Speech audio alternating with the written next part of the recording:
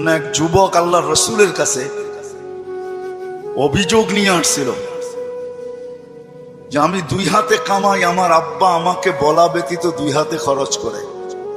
আপনি যদি বাবাকে একটু বলে দিতেন। আল্লাহর রসুল সাল্লাল্লাহু আলাইহি ওয়াসাল্লাম লোক পাঠাইছেন যে যাও এর বাবাকে ডেকে নিয়ে আসো। তো যে ডাকতে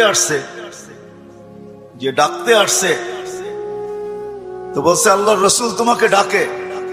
বলছে এই অবেলা? বলছে তা তো বলতে পারবো না। বলছে আল্লাহর রসুলের কাছে কে আছে?